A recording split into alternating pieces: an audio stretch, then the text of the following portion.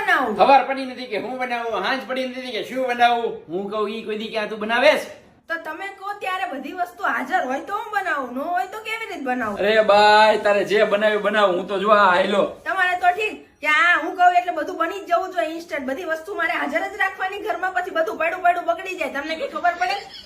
અત્યારે શાકભાજી લેવા જાવ તો ખબર પડે કેટલા મોંઘા આવે છે.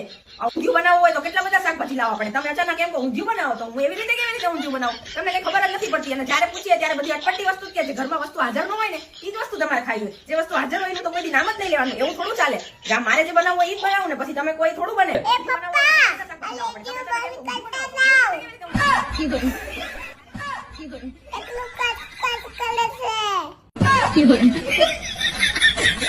भाग भाग भाग भाग भाग मिल्खा, अब भाग मिल्खा।